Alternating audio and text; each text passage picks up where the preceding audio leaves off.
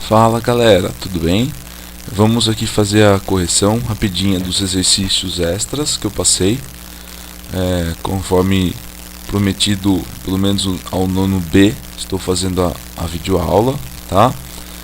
Porque não deu tempo de explicar com calma esse conteúdo, então acho que esses exercícios vão facilitar bastante a fixação de tudo que vocês vão precisar para fazer a prova, tá?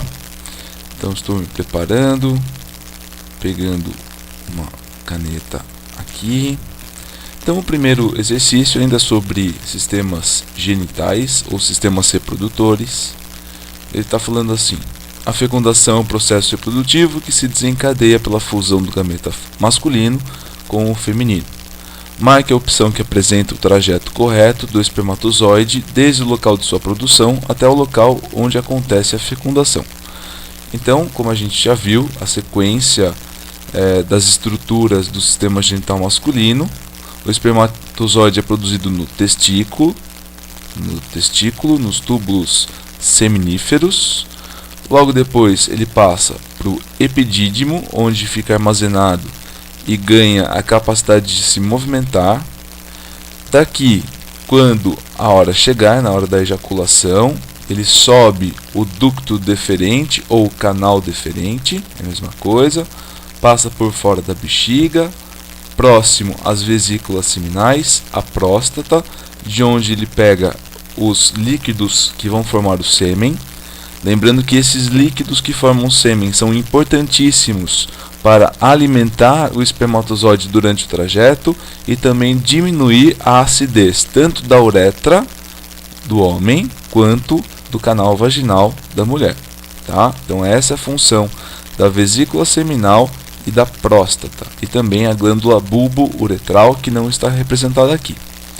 Então, depois de passar e pegar os líquidos produzidos por essas glândulas, o espermatozoide agora com o sêmen, com o líquido seminal, entra na uretra e sai do pênis pela ejaculação. Depois da ejaculação, já no corpo da mulher, ele entra na vagina, útero, e caminha todo esse tanto aqui e entra na tuba uterina, ou o nome antigo dela, trompa de Falópio, mas vamos guardar o nome tuba uterina. Ninguém me chama de trompa de Falópio, o nome antigo, tá? Então na tuba uterina é onde vai acontecer a fecundação, próximo ali dos dias depois que ocorrer a ovulação, ok? Então a sequência que representa todo esse caminho que o espermatozoide faz está presente na letra A, ok? Exercício 2. O espermatócito primário do cavalo doméstico tem 64 cromossomos. Olha, eu lembro do exemplo que eu coloquei na verificação mensal, né? 64 cromossomos é do cavalo doméstico. Leia as afirmações abaixo sobre a constituição cromossômica desses animais durante a gametogênese. Então, eu coloquei a gametogênese aqui humana só para a gente comparar. É a mesma coisa, né? São animais evolutivamente próximos, então a gametogênese vai ser bem parecida. Então, ele está falando do espermatócito primário do cavalo. O espermatócito primário está aqui. Ele tem a carga cromossômica de 2N. Se ele tem 2N, então ele vai ter os 64 cromossomos, tá? De uma célula somática, de uma célula não germinativa ainda. O espermatócito tem 64, tá? Quando o espermatócito passa pela primeira divisão da meiose, ele já diminui a sua carga cromossômica para N. Então, de 64, cada um desses espermatócitos secundários vão ter agora 32 cromossomos, tá? Esses 32 cromossomos, cada um deles está no formato duplicado, está no formato de parece um X da meiose que a gente viu lá no comecinho do ano, mas ainda 32 cromossomos, ok? Na segunda divisão da meiose, quando são formadas as espermátides, cada fitinha desse cromossomo vai ser puxado para uma das espermátides. Então, uma fitinha de cada um dos cromossomos vai para cá e uma fitinha vai para cá. Ou seja, as espermátides ainda terão 32 cromossomos cada. Tá? Elas mantêm a quantidade N representada aqui das células. Então, a quantidade de cromossomos não vai mudar. Isso das fitinhas ainda não precisa prestar muita atenção. Olhando pelo esquema através do 2N, N e N, dá para vocês saberem para responder esse tipo de pergunta, tá? Então, 64 cromossomos aqui no espermatócito primário. Primeira divisão da meiose já diminui essa quantidade em cada célula. O espermatócito secundário vai ter 32 cromossomos. E as espermátides ainda vão manter essa quantidade de 32 cromossomos, tá? Os espermatozoides vão ser produzidos logo em seguida pela espermiogênese e eles também terão 32 cromossomos cada. Tudo bem?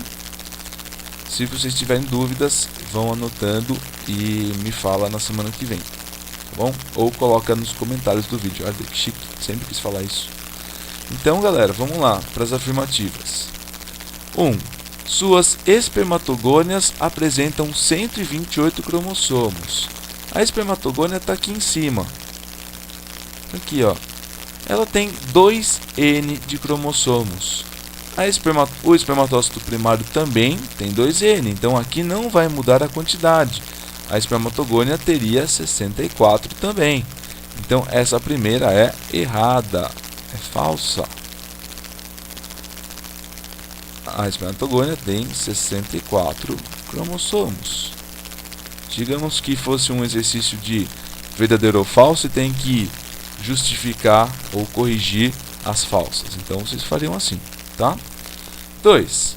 Seus espermatócitos secundários apresentam 32 cromossomos. 32, tá aqui, ó, espermatócito secundário, 32 cromossomos, correto. 3. Seus espermatozoides apresentam 32 cromossomos. Espermatozoide, 32 cromossomos, ok, belezura. Então a resposta vai ser a letra E, apenas 2 e 3. Exercício 3. Considerando que a informação genética é igualmente carregada pelo óvulo e pelo espermatozoide, responda às seguintes questões.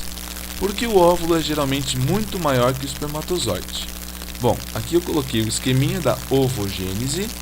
Então, o óvulo que realmente é formado logo depois da fecundação, ou mesmo o ovócito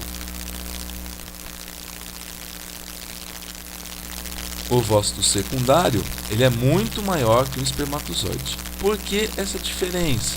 Bom, vamos já colocar a resposta aqui. Letra A, resposta. O óvulo é muito maior que o espermatozoide por conter grande quantidade de vitelo, uma substância nutritiva que alimenta o embrião durante os primeiros dias do seu desenvolvimento.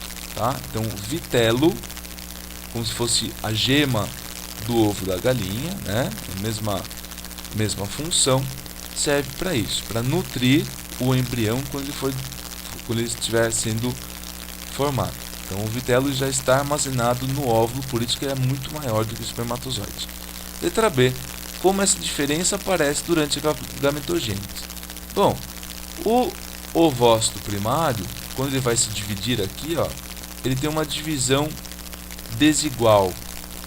Uma das células fica grande, né, ainda a maior parte dessa célula vai formar o ovócito secundário, e a outra célula é menorzinha, que forma o primeiro glóbulo polar ou corpúsculo polar.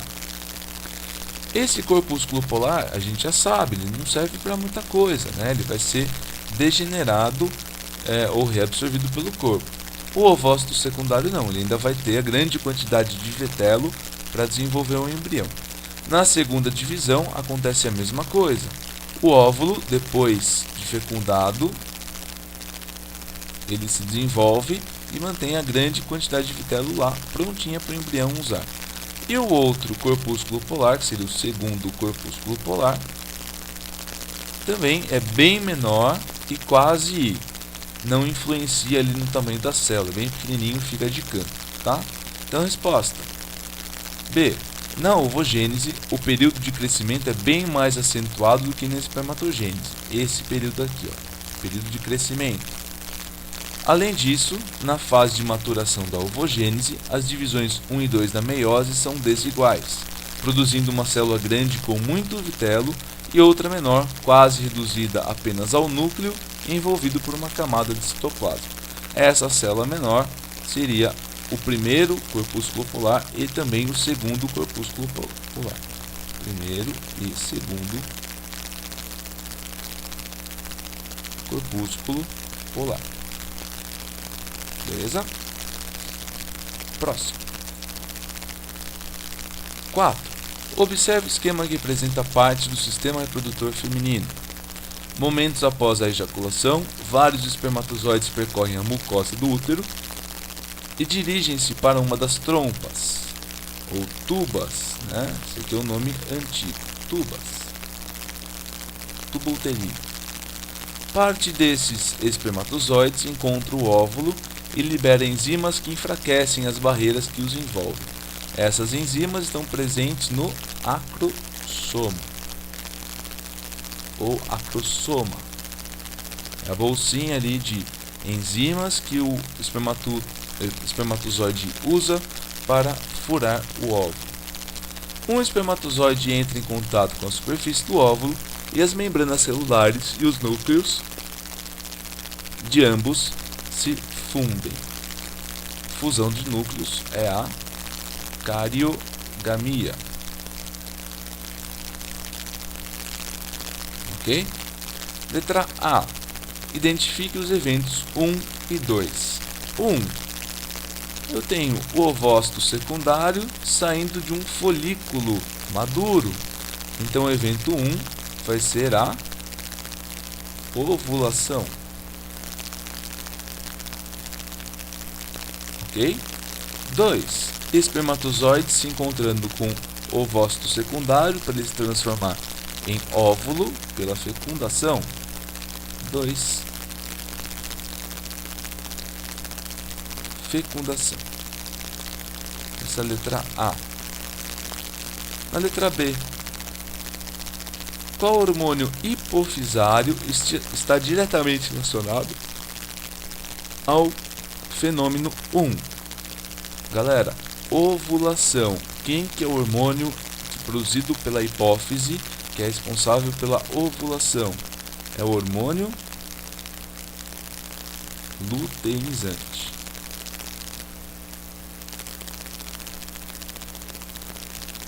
Para nós íntimos, LH. C.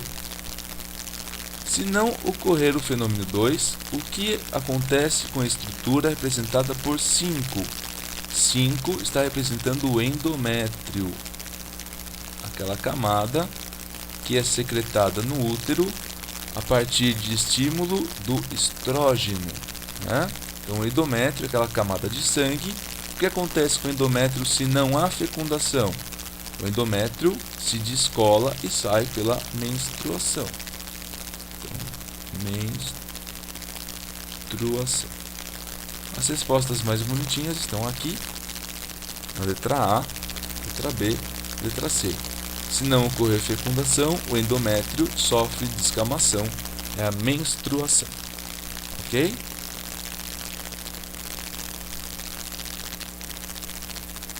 Olha só, aquele tipo de exercício super divertido que com certeza estará na nossa verificação. Não esse, claro, um parecido. Baseando-se nas curvas do gráfico, em seus conhecimentos sobre fisiologia animal, assinale a alternativa correta. Letra A. Os hormônios gonadotróficos são produzidos no ovário. Errado. Os hormônios gonadotróficos são produzidos na hipófise. Os produzidos no ovário são os hormônios esteroides ou ovarianos. B. Durante esse ciclo menstrual, ocorreu a fecundação do óvulo, pois a taxa de progesterona diminuiu sensivelmente, o que prepara a mucosa uterina para a gravidez. Então, onde está a progesterona? Ela está aqui no tracejado, então nem está sendo mostrada. Progesterona. Então, galera, a fecundação não ocorreu, né? Por quê? Justamente porque a progesterona tem um aumento e depois uma queda, junto com o estrógeno. A queda da progesterona causa a menstruação. Então não deve ter ouvido a fecundação aqui. Tá? A menstruação está acontecendo, então não houve fecundação. Então também está errado. C. Quando a taxa de estrógeno no sangue atinge um nível elevado, a liberação de folículo estimulante e LH diminui e ocorre a menstruação. Então, letra C, quando a taxa de estrógeno, cadê o estrógeno? Está aqui, ó. O estrógeno está tendo um pico. Me perdi. Então, a liberação de folículo estimulante LH diminui e ocorre a menstruação. Também está errado, pessoal. O que estaria correto? Se ele estivesse falando que o estrógeno aumenta e, consequentemente, o hormônio luteinizante, que está aqui, ó, também tendo um pico logo depois do aumento do estrógeno, ocorre a ovulação, aí tudo bem. Mas ele está falando que ocorre a menstruação, está errado. A menstruação só vai ocorrer com a queda da progesterona, quando a parede do útero não consegue mais segurar o endométrio. Aí é menstruação, tá? Então, o que está errado é todo esse final. Tudo errado. Letra D. A ovulação ocorre ao redor do 14º dia do ciclo. Até aqui, beleza.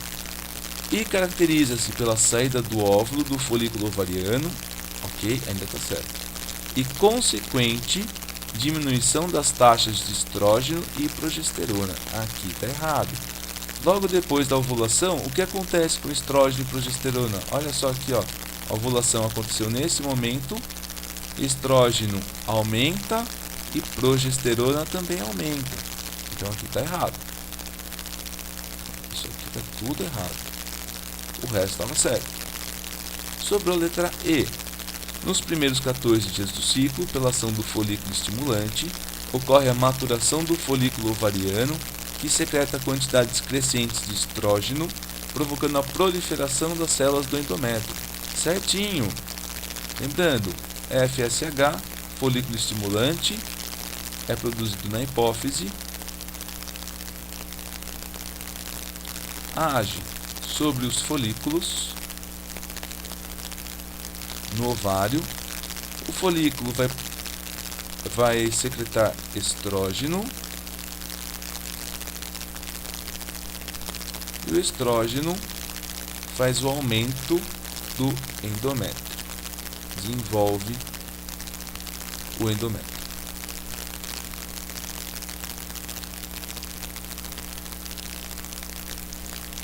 Beleza? Então a resposta certa é a letra E. Divertido esse, né?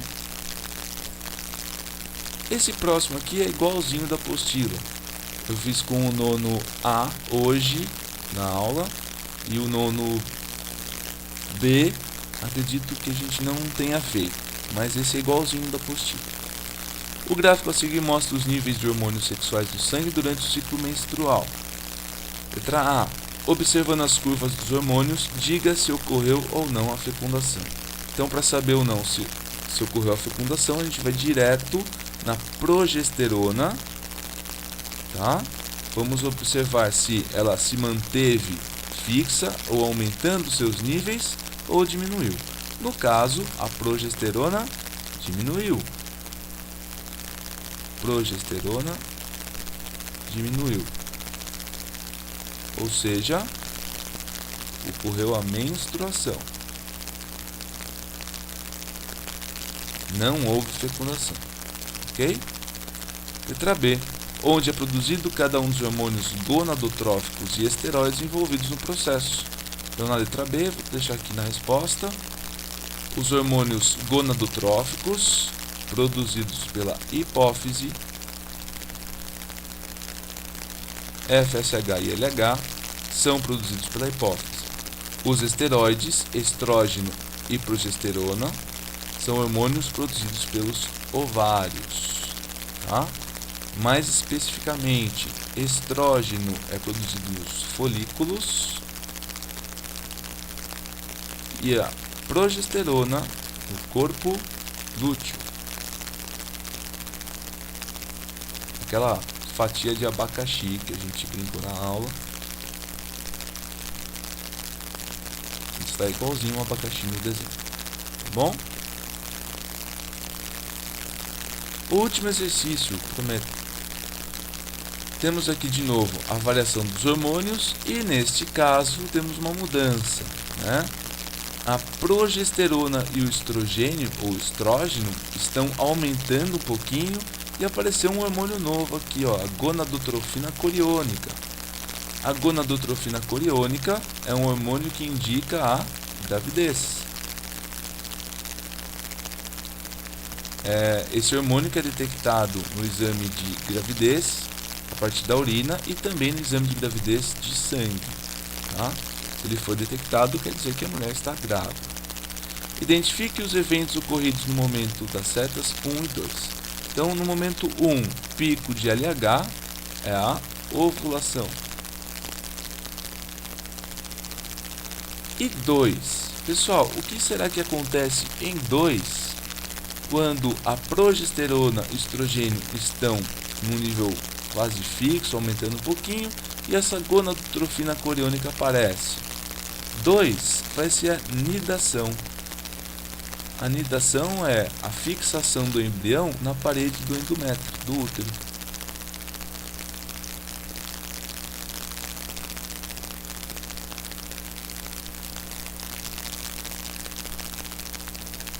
No endométrio. Tá? Então, letra B. Suponha que a administração de alta dose de progesterona e estrogênio na corrente sanguínea desse animal antes do ciclo. Como consequência disso, o que aconteceria com as taxas de folículo estimulante e hormônio luteinizante? Galera, a progesterona e estrogênio, eles inibem a produção de LH e FSH, tá? Então, quando esses dois hormônios estão altos na corrente sanguínea, não há produção de LH, muito menos de FSH. Esse é o princípio da pílula anticoncepcional. É manter a concentração desses dois hormônios altas no sangue, para que não ocorra o aumento de LH e também não ocorra a ovulação. É isso que faz funcionar a pílula anticoncepcional. Tá bom? Então, respostas. A letra A, respectivamente, ovulação e nidação, início da formação da placenta. É a placenta a responsável por produzir a gonadotrofina coriônica. Na letra B, o que aconteceria com as taxas de FSH e LH? Ambas diminuiriam. Beleza? Bons estudos, aproveitem bastante essa videoaula. Fiquem repetindo aí enquanto estão dormindo para entrar no subconsciente de vocês. Beleza? Abraço!